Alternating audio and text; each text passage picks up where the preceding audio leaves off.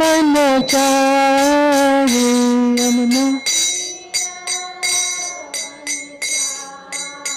यमुना तीरा वनचारी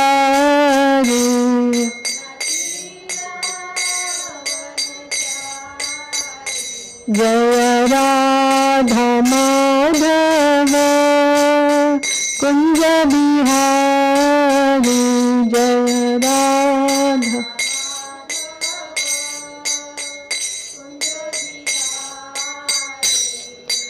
हरे कृष्ण कृष्ण कृष्ण हरे हरे हरे राम राम राम हरे हरे हरे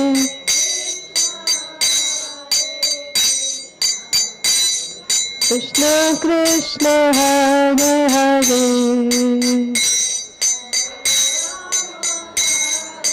राम राम राम हरे हरे हरे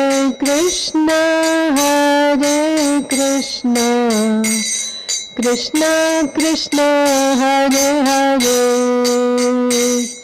हरे राम राम राम हरे हरे हरे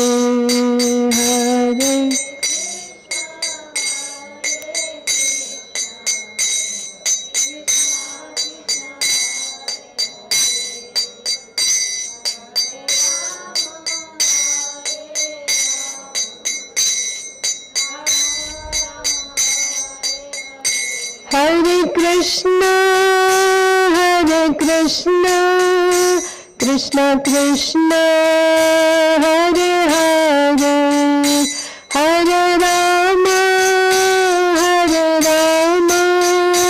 राम राम हरे हरे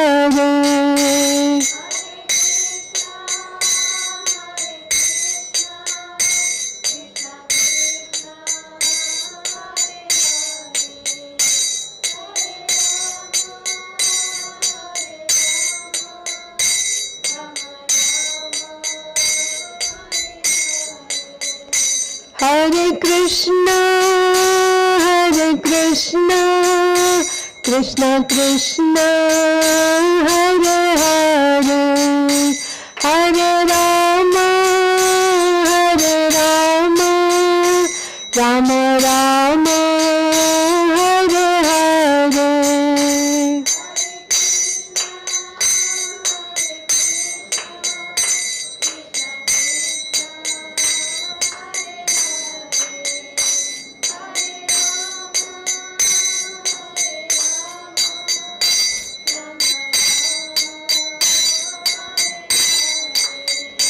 जय राधा माधव राधा माधव राधे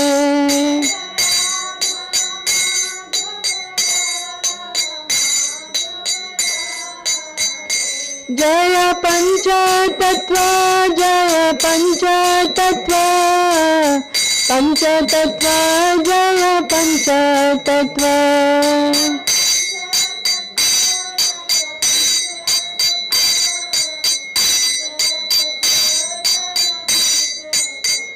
जय जय प्रभुपाद प्रभुपाद प्रभुपाद जय जय प्रभुपाद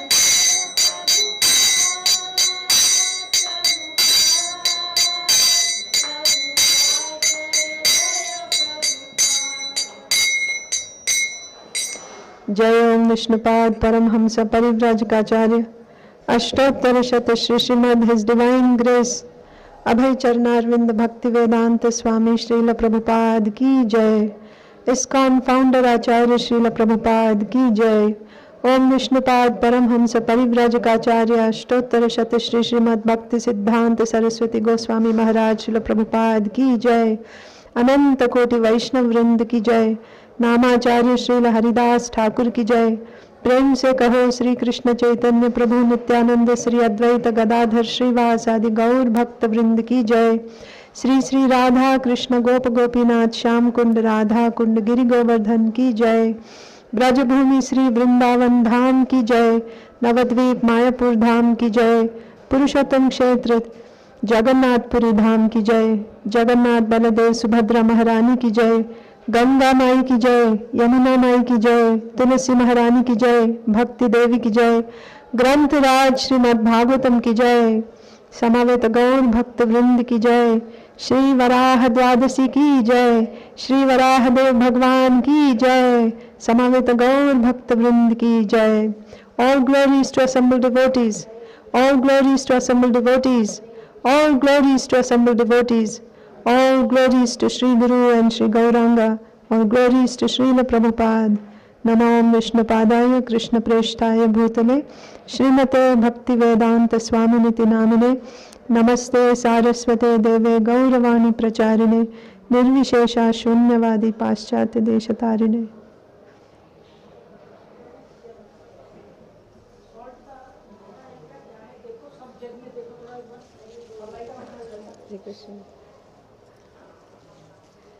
ओम नमो भगवते वासुदेवाय।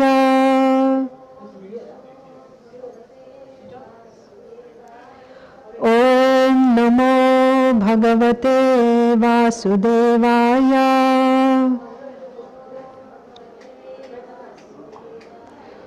ओम नमो भगवते वासुदेवाय।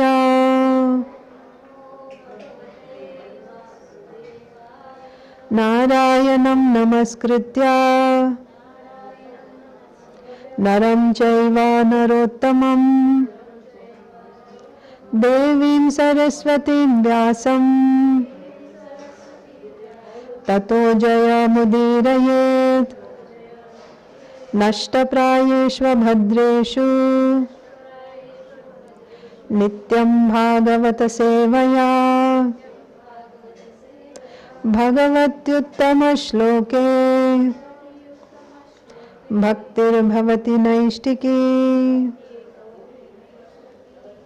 श्रीमद् भागवतम तीसरा स्कंद 23वां अध्याय श्लोक संख्या 53। आपके पास श्लोक है? नहीं है? जो उसके पास है, जो कर सकते करिए।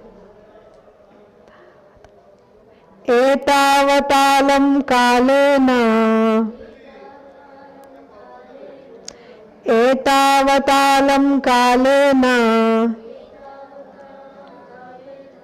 व्यतिक्रांतेन मे प्रभो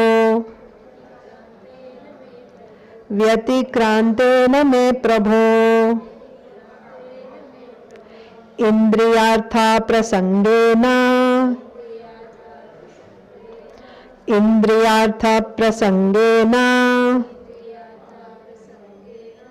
परित्यक्ता परात्मनः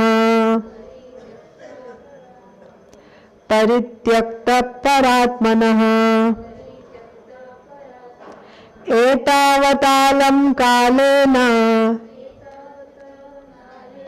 व्यतिक्रांतेन मे प्रभो इंद्रियार्था प्रसंगेन परित्यक्ता परात्मनः।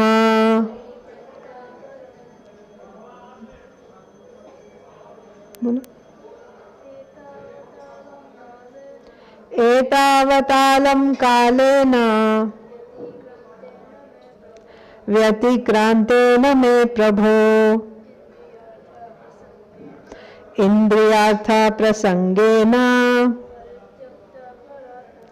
परित्यक्ता परात्मनः। नहीं नहीं माता जी, नहीं, ठीक है। तो हम अभी शब्दों का ये देखेंगे मीनिंग्स। एतावता इतना, अलम व्यर्थ ही, कालेना समय, व्यतिक्रांतेन बीतने पर, मैं मेरा प्रभो हे स्वामी इंद्रिय अर्थ इंद्रिय तृप्ति प्रसंगेन रति क्रीड़ा में परित्यक्ता परवाह न करके उपेक्षा करके पर आत्मनः परमेश्वर का ज्ञान। अनुवाद और तात्पर्य श्रील प्रभुपाद के द्वारा। श्रील प्रभुपाद की जय। अनुवाद। अभी तक हमने अपना सारा समय परमेश्वर के ज्ञान के अनुशीलन की उपेक्षा करके इंद्रिय तृप्ति में ही व्यर्थ गंवाया है। आप लोग बोले, अभी तक हमने अपना सारा समय परमेश्वर के ज्ञान के अनुशीलन की उपेक्षा करके इंद्रिय तृप्ति में ही व्यर्थ गंवाया है। तात्पर्य। मनुष्य जीवन पशुओं की तरह इंद्रिय तृप्ति के कार्य में बिताने के लिए नहीं है। पशु सदैव इंद्रिय तृप्ति में आहार, निद्रा, भय तथा मैथुन में लगे रहते हैं, किंतु यह मनुष्यों का व्यापार नहीं है। यद्यपि भौतिक देह पाने के कारण इंद्रिय तृप्ति की उन्हें भी आवश्यकता रहती है। क्या बोल रहे हैं कि मनुष्यों का व्यापार, केवल इंद्रिय तृप्ति मनुष्यों का व्यापार नहीं है। यद्यपि भौतिक देह पाने के कारण इंद्रिय तृप्ति की उन्हें भी आवश्यकता रहती है। अतः वास्तव में देवहूति ने अपने पति से यह कहा, अभी तक हमारे ये पुत्रियां ही है, अभी तक हमारे ये पुत्रियां ही है और हमने सारे ब्रह्मांड की यात्रा करते हुए हवाई प्रसाद में सुखोपभोग किया है। आपकी कृपा से ही ये सारे वर प्राप्त हुए हैं, किंतु वे सब इंद्रिय तृप्ति के हेतु थे। अब मुझे आत्मिक उन्नति के लिए कुछ चाहिए। ओम अज्ञानतिमिरान्धस्य ज्ञानाञ्जनशलाकया चक्षुरुन्मीलितं येन तस्मै श्रीगुरवे नमः। श्रीचैतन्यमनोभीष्टं स्थापितं येन भूतले स्वयं रूपः कदा मह्यं ददाति स्वपदान्तिकं। वन्देऽहं श्रीगुरो श्रीयुतापदकमलं श्रीगुरून् वैष्णवांश्च श्रीरूपं साग्रजातं सहगण रघुनाथान्वितं तं सजीवं साद्वैतं सावधूतं परिजनसहितं कृष्णचैतन्यदेवं श्रीराधा कृष्णपादान् सहगण ललिता श्रीविशाखान्वितांश्च। हे कृष्ण करुणा सिंधो दीनबंधो जगत्पते गोपेश गोपिका कांता राधा कांता नमोस्तुते। तप्त कांचन गौरांगी राधे वृंदावनेश्वरी वृषभानुसुते देवी प्रणमामि हरिप्रिये। वाञ्छाकल्पतरुभ्यश्च कृपा सिन्धुभ्य एव च पतितानां पावनेभ्यो वैष्णवेभ्यो नमो नमः। नमो विष्णुपादाय कृष्णप्रेष्ठाय भूतले श्रीमते भक्तिवेदांत स्वामिन्निति नामिने। नमस्ते सारस्वते देवे गौरवाणी प्रचारिणे निर्विशेषा शून्यवादी पाश्चात्य देशतारिणे। जय श्री कृष्ण चैतन्य प्रभु नित्यानंद श्री अद्वैत गदाधर श्रीवासादि गौर भक्त वृंद। हरे कृष्णा कृष्ण कृष्णा हरे हरे हरे राम राम राम हरे हरे।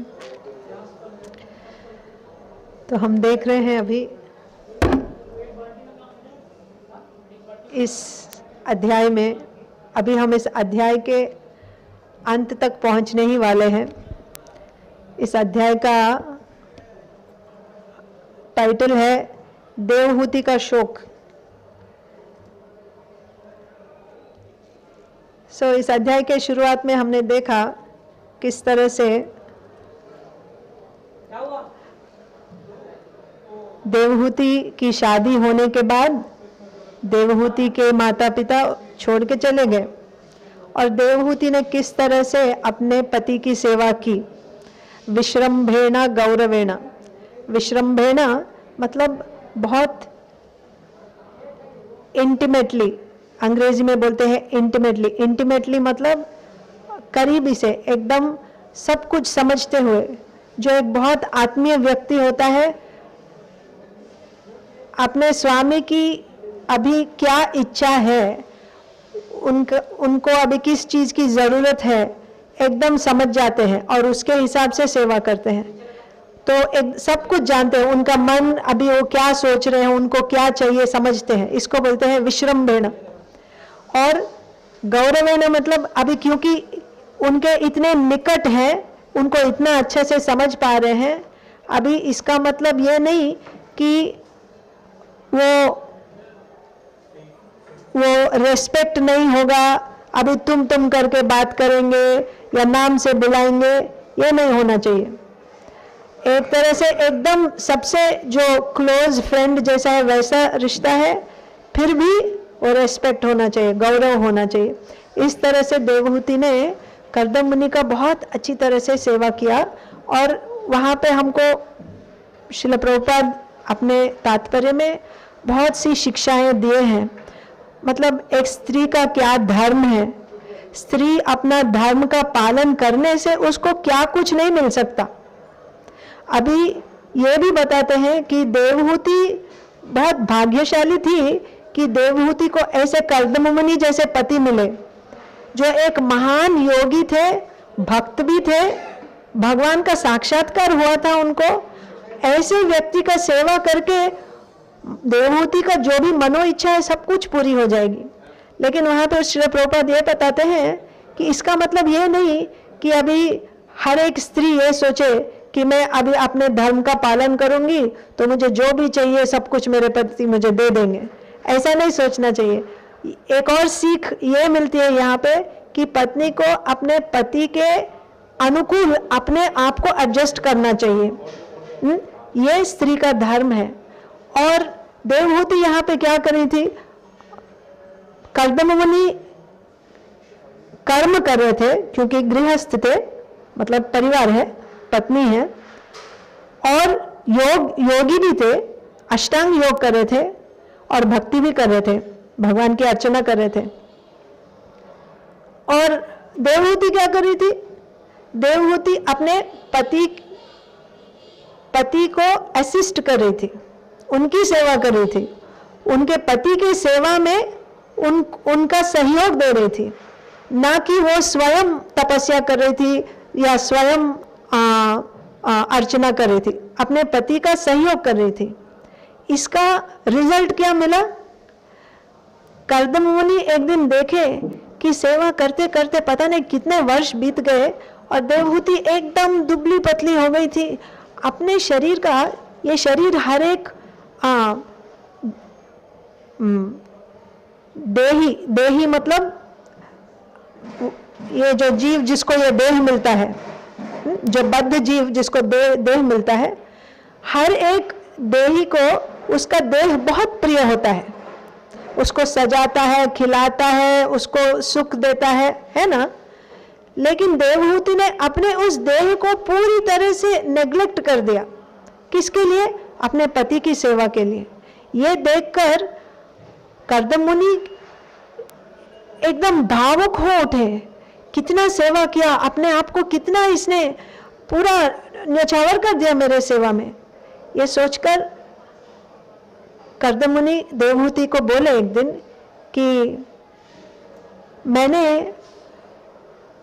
ये बात भी बोले कि मैं एकदम आश्चर्यचकित हूँ कि कैसे कोई अपने आप को पूरा ऐसा पूरा मतलब केयर नहीं करके इतना सेवा कर सकता है। एकदम भावुक हो गए थे और फिर बोले कि देवहूति, मैंने अपनी साधना से, अपने धर्म से, धर्म का पालन करने से, तपस्या करने से, योग से और भगवान की भक्ति से जो भी आध्यात्मिक ज्ञान मैं पाया, और भगवान का जो प्रसाद मैं पाया वो सब मैं तुमको देना चाहता हूँ, क्योंकि तुमने मेरा इतना अच्छा से सेवा किया है। देखो मैं अभी तुमको दिखा रहा हूँ ये आध्यात्मिक जो हमको जो आध्यात्मिक फल मिला है मेरी साधना से, वो फल कैसा है मैं तुमको दिखाना चाहता हूँ, तुमको वो दृष्टि देना चाहता हूँ। देखो देखो उसका फल कैसा होता है।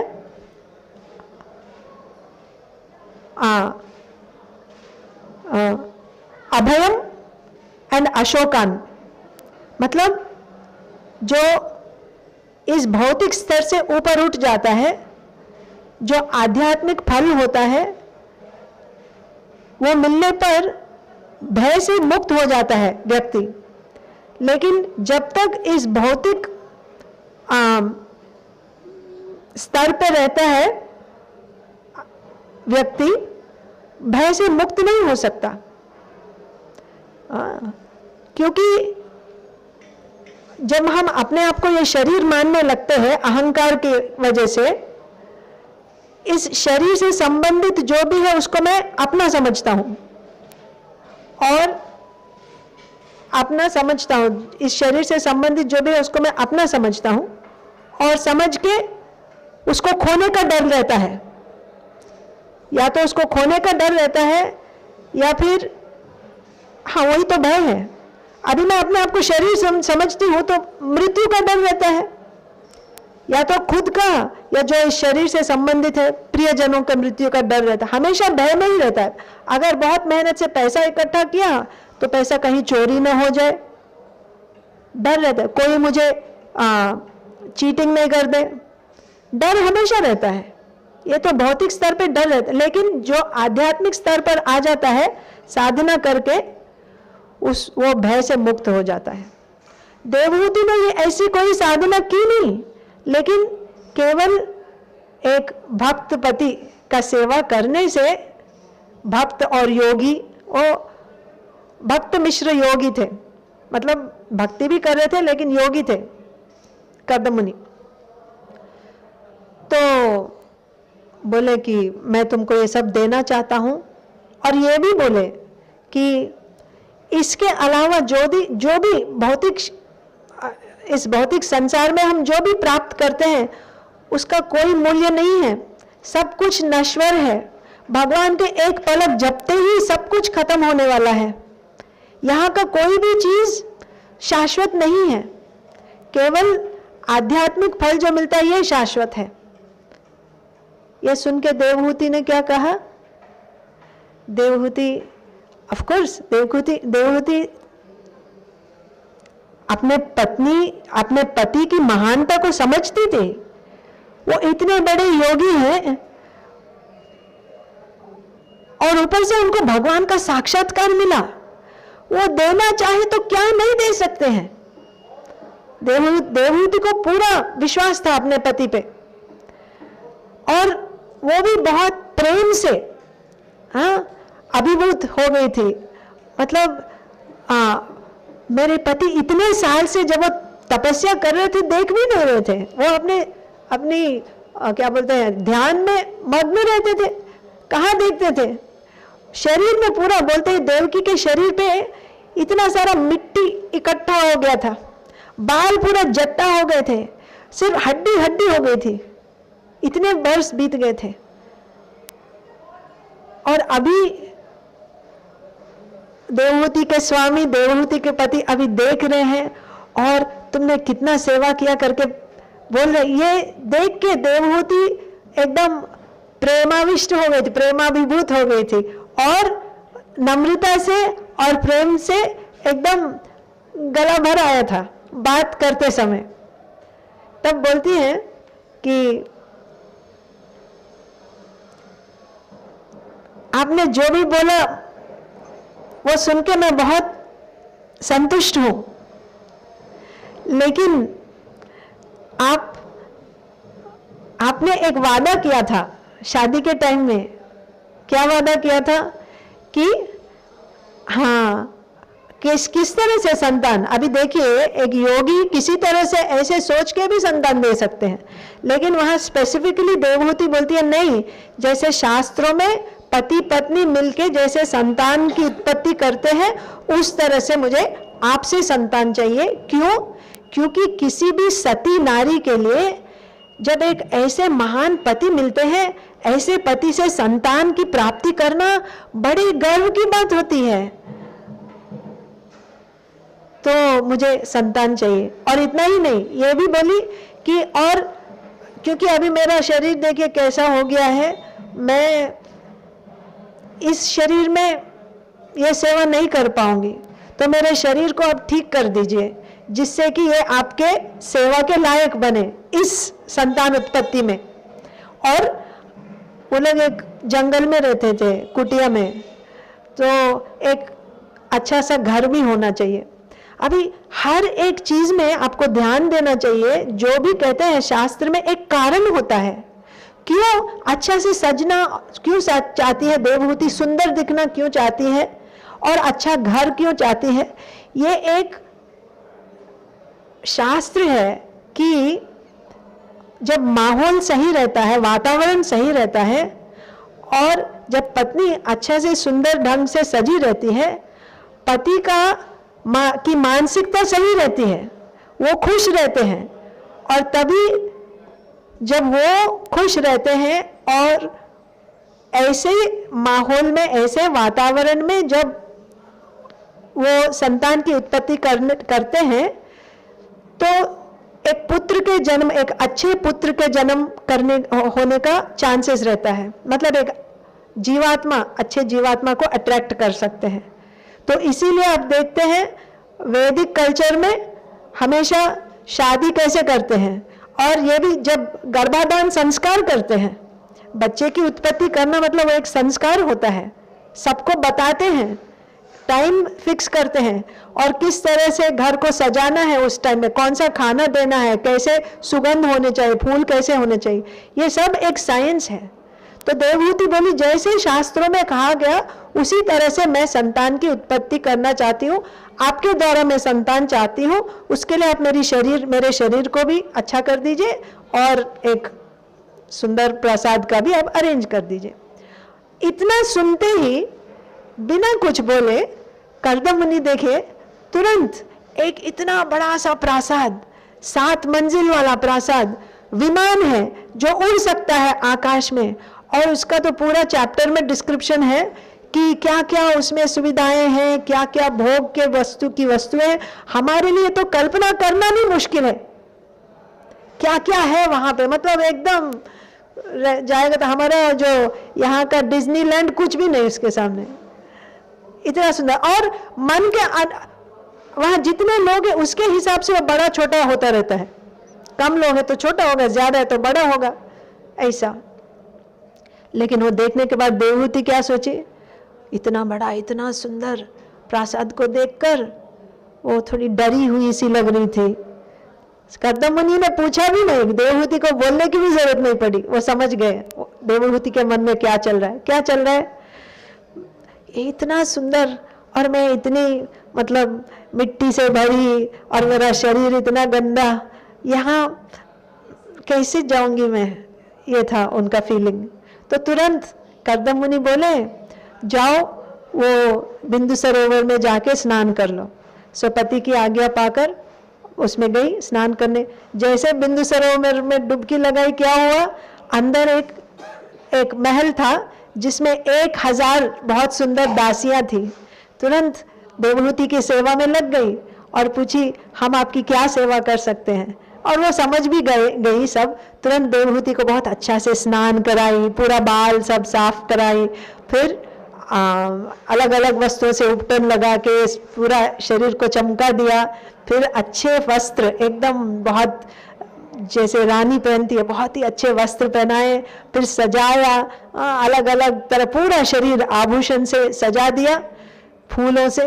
तब देवहूति जाकर अपने आप को ऐनक के सामने देखी तो पूर्व में जैसे सुंदर रहती थी, स्वयंभू मनु की बेटी जैसी वैसी हो गई थी। और तब वो अपनी सुंदरता को देखते ही तुरंत अपने पति की याद आ गई। जैसे पति की याद आ गई, तुरंत अपने आप को पति के सामने पाई, वो सब दासियों सहित सभी तब कर्दम मुनि भी बहुत प्रसन्न हो गए देवहूति को देखकर। पूर्व में जैसी थी वैसे ही सुंदर हो गई करके फिर विमान पे बिठाया और पूरा ब्रह्मांड घूमे, अलग अलग स्वर्ग में भी गए।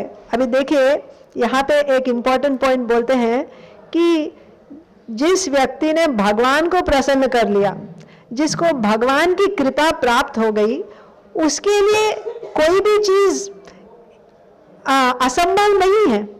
वैसे जो चीज देवताओं के लिए भी असंभव है, वो चीज कर्दम मुनि के लिए असंभव नहीं था।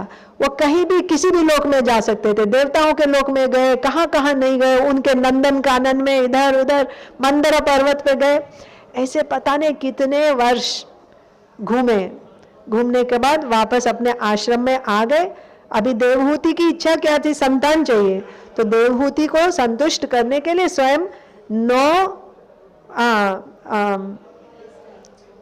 विस्तार हो गए, 9 फॉर्म्स में, 9 रूपों में, और देवहूति से संभोग किए और 9 बेटियों को जन्म दिया। उसी दिन जन्म भी हो गई बेटियों की और बड़ी भी हो गई, एकदम सुंदर थी और उनके शरीर से ऐसा सुगंध आ रहा था जैसे कमल का सुगंध, और एकदम सुंदर 9 बेटियां। अभी बेटियों का जन्म हो गया तो अभी नेक्स्ट क्या होने वाला है? कर्दम मुनि तो घर छोड़ के जाएंगे ना। वो तभी बताए थे जब स्वयंभू मनु आके पूछे हम अपनी बेटी की शादी आपसे कराना चाहते, बेटी को लेकर आए हैं, तो कर्दम मुनि ने कह दिया जैसे संतान का जैसे संतान का जन्म होगा मैं घर छोड़ के जाने वाला हूँ। यह भी बहुत इंपॉर्टेंट पॉइंट है। देखिए कर्दम मुनि ने कितना एंजॉय किया, लेकिन कोई अटैचमेंट नहीं है।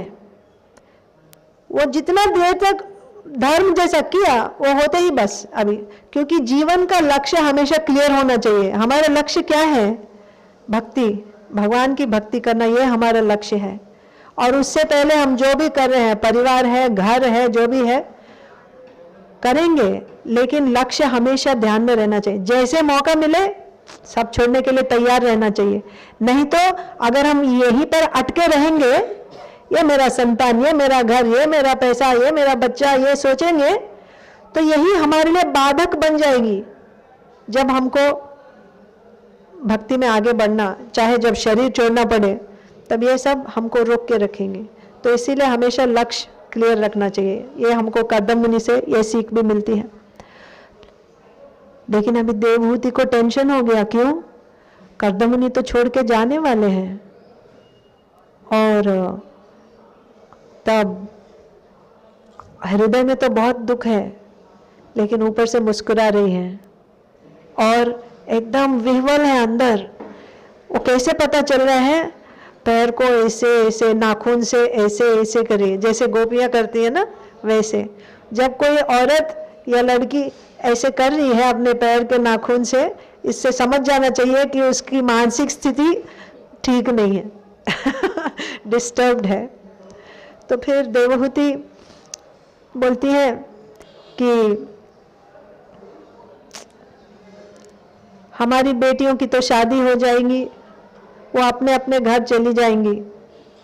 9 बेटियां हैं, बेटियां घर में थोड़ी रहती हैं, उनकी शादी हो जाएगी और वो चली जाएंगी। उसके बाद मेरा क्या होगा? और आप संन्यास लेकर चले जाएंगे तो मेरा क्या होगा? और तब देवहूति को ये क्या बोलते हैं, जैसे आंख खुल गई। यही सच्चाई है। अभी मेरे काम क्या आने वाला है? मैंने जितना अभी तक जो उपभोग किया, जो भी किया, वो सब मेरे साथ रहने वाला है क्या? हाँ, अब पछताए क्या है वो? हाँ, अब पछताए क्या होत काय होत क्या? जब चिड़िया चुग गई खेत। सब कुछ अभी मेरे पति मुझे तभी देने वाले थे, उनकी जो भी आध्यात्म फल था मेरे साथ बांटने वाले थे, मुझे देने वाले थे, मैंने इनकार कर दिया, मेरी मति मारी गई थी। तो अभी बोल रही है अपने पति से, वो क्या बोले थे, अभयम और अशोकान। अभयम मतलब तुमको निर्भय, भय से मुक्त हो जाओगी, और शोक से भी मुक्त हो जाओगी। अभी वही शोक सता रही है, वही भय सता रहा है अभी, है ना। तो वही देवहूति सोच रही है कि मैं तो आपकी पत्नी हूं। देखिए, पति पत्नी का रिश्ता ये ऐसा है, पत्नी शिष्य जैसी है, पति गुरु जैसे। गुरु, एक शिष्य जब गुरु के प्रति पूरी तरह से शरणागत हो जाता है, तो गुरु की जिम्मेदारी बन जाती है ऐसे शिष्य को तारना। वैसे ही जब पत्नी पूरी तरह से एक सती नारी होकर अपने पति की सेवा करती है, तो पति जो भी कमाते हैं आध्यात्मिक स्तर पे या भौतिक स्तर पे, वो आधी भागीदारी हो जाती है उनका। वो जो भी कमाते हैं, आधा वो जो भी कर रहे हैं उस पर पत्नी का अधिकार हो जाता है। अभी देवहूति को भय हो रहा है क्योंकि आध्यात्मिक उन्नति नहीं किया। तो आज हम जो श्लोक पढ़े यही पढ़ रहे हैं। देवहूति बोल रही है कि अभी तक हमने अपना सारा समय परमेश्वर के ज्ञान के अनुशीलन की उपेक्षा करके, भक्ति की उपेक्षा करके, परमात्मा को प्राप्त करने के ज्ञान की उपेक्षा करके केवल इंद्रिय तृप्ति में व्यर्थ गंवा दिया। हाय हाय, मेरा पूरा समय बर्बाद हो गया। ये फीलिंग है देवहूति का भी। तो प्रभुपाद जी हमको ये बता रहे हैं कि केवल इंद्रिय तृप्ति, आहार, निद्रा, भय, मैथुन, इसी में ही जीवन बिताना, ये तो जानवरों का काम है। धर्मेण हीना पशु भी समाना। धर्म के बिना आदमी पशु के समान है। धर्म, हमको भगवान बोलते हैं, धर्म संस्थापनार्थाय संभवामि युगे युगे। मैं धर्म की स्थापना करने के लिए आता हूं, बोल रहे हैं कृष्ण भगवान। तो धर्म क्यों, हमको धर्म का पालन क्यों करना चाहिए, बोलिए। धर्म का पालन, भगवान धर्म की स्थापना करने के लिए आ रहे हैं। धर्म का पालन किसके लिए करना चाहिए? धर्म, अर्थ, काम, मोक्ष, ये पुरुषार्थ है ना, 4 पुरुषार्थ। धर्म क्या हमको इसके लिए करना चाहिए ताकि हमको अर्थ मिलेगा, और अर्थ मिलने के बाद हम काम माने इंद्रिय तृप्ति करेंगे, इसके लिए धर्म करना चाहिए। धर्म का अर्थ क्या है? मतलब कर्म। वर्णाश्रम धर्म मतलब कर्म ही होता है, ब्राह्मण धर्म, क्षत्रिय। ये धर्म हमको हमारे स्वभाव के अनुसार दिया जाता है। वो चाहे स्त्री धर्म हो, ब्राह्मण धर्म हो, क्षत्रिय धर्म हो, वैश्य या शूद्र धर्म हो, ये हमको हमारे वेदों में दिया गया है। ये कैसे पता चलता है मेरा धर्म क्या है? मेरे स्वभाव के अनुसार मेरा धर्म क्या है निर्धारित किया जाता है। कौन निर्धारित करता है? गुरु निर्धारित करते हैं। और हमको एक बार हमारा धर्म दे देने के बाद हमको उस धर्म का पालन करना है आजीवन। क्यों करना है? ये पॉइंट है। धर्म का पालन करने से हमको पैसा मिलेगा, पैसा मिलने से हम इंद्रिय तृप्ति करेंगे, और इंद्रिय तृप्ति कर करके जब हम थक जाएंगे तब हम सब छोड़ के मोक्ष पालेंगे। इसके लिए धर्म करना है क्या? नहीं।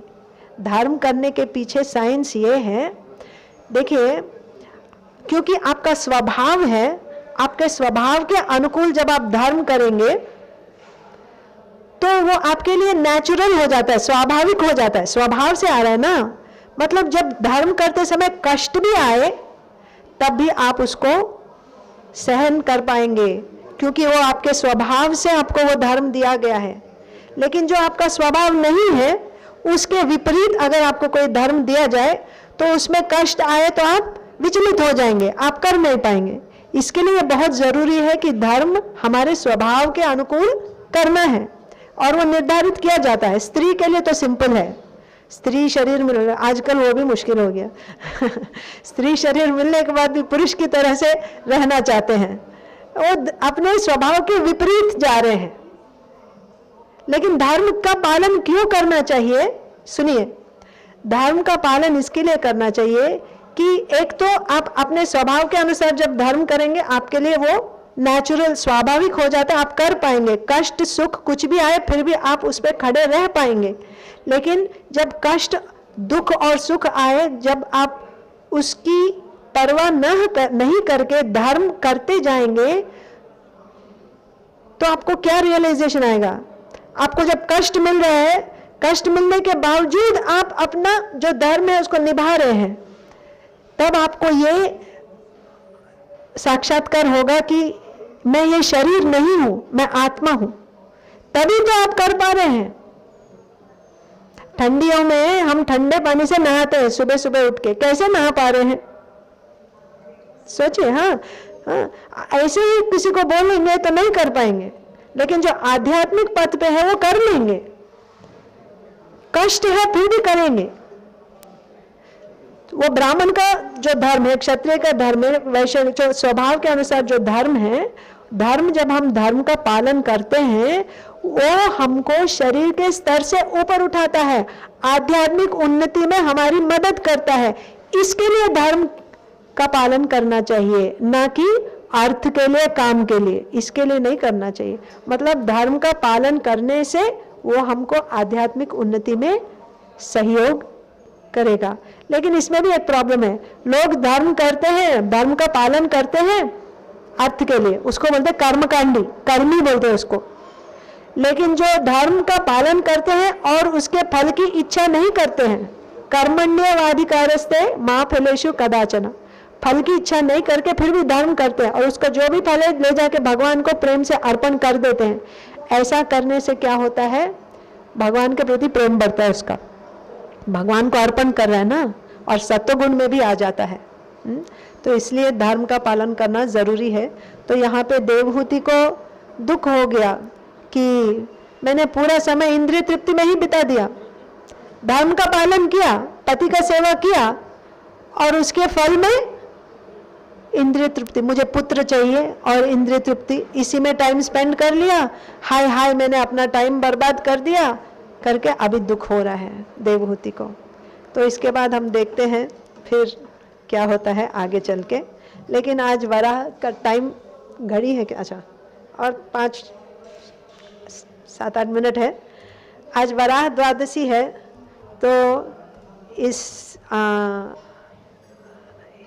सिलसिले में, नहीं तो इस संदर्भ में एक लीला है श्री चैतन्य महाप्रभु का।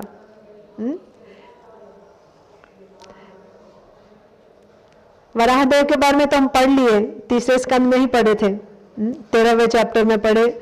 फिर उसके बाद 17, 18, 19 में हिरण्याक्ष और वराहदेव के युद्ध के बारे में पढ़े।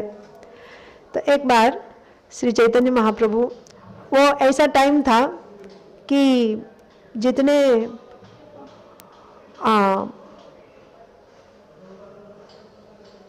विषयी लोग रहते हैं ना जो सोसाइटी में, भक्तों का उपहास करते थे और निंदा करते थे।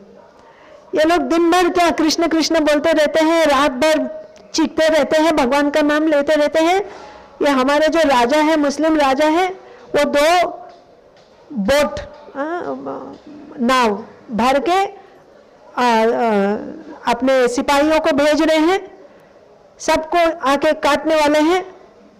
उनके आने से पहले चलो हम ही इन लोगों को भगा देते हैं, ये श्रीवास ठाकुर का घर हम पूरा तोड़ देंगे और गंगा में फेंक देंगे, ऐसे बात करते थे। मतलब बहुत ही भक्तों के लिए वातावरण अनुकूल नहीं था। लेकिन फिर भी महाप्रभु तो सबको बोले नहीं, सबको संकीर्तन करना है। तो भक्त लोग, खासकर श्रीवास ठाकुर, उदास हो गए थे ये सब सुन के। तो उनको विश्वास दिलाने के लिए महाप्रभु स्वयं वहाँ गए और अपने नरसिंह देव का रूप उनको दिखाए और उनको आश्वासन दिए। और इस तरह से महाप्रभु हमेशा अपने भक्तों की संगति में रहते थे और अपने भक्तों से बहुत प्रेम करते थे महाप्रभु। एक दिन क्या हुआ, और क्या, भगवान भक्तों की संगति में संकीर्तन करते हुए एकदम प्रेमाविष्ट हो जाते थे कृष्ण प्रेम में। कभी मतलब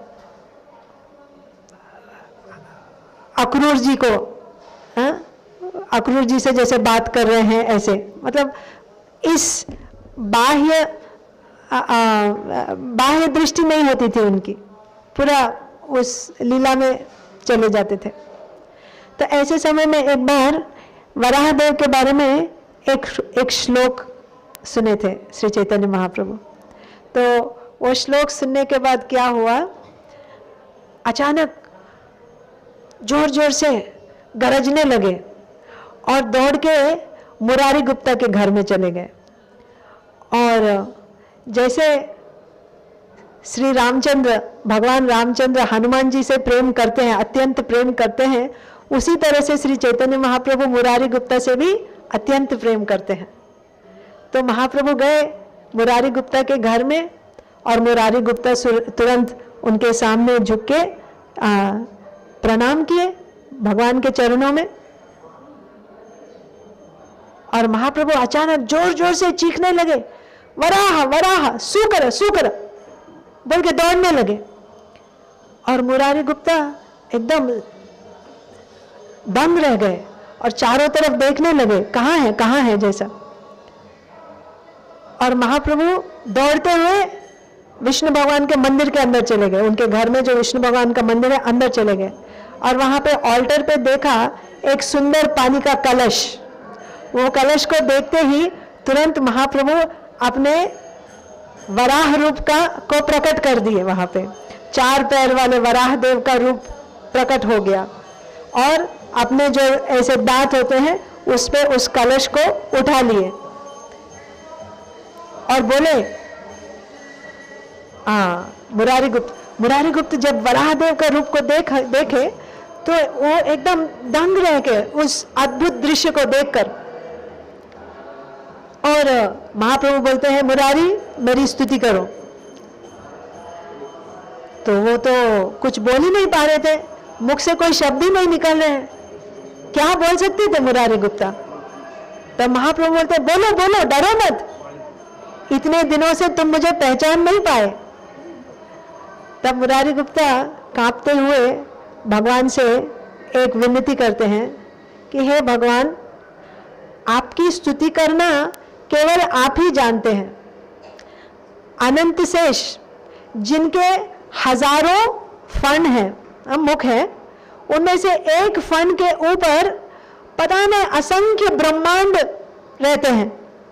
ऐसे अनंत शेष आपकी स्तुति करते हैं, फिर भी अनंत शेष आपकी महिमा के उस पार तक पहुंच नहीं पाए। मैं क्या चीज हूं? फिर बोलते हैं, यह पूरा संसार, यह पूरा जगत वेदों में जो भी विचार दिए गए हैं उसको मानता है, फिर भी ऐसे वेद आपकी महिमा को, आपकी लीलाओं को पूरी तरह से नहीं जानता। भगवान, मैं देख रहा हूं और मैं सुना भी हूं कि आपके रोमकूपों से असंख्य जगत ब्रह्मांड निकलते रहते हैं और फिर वापस उसी रोमकूप में चले भी जाते हैं। तो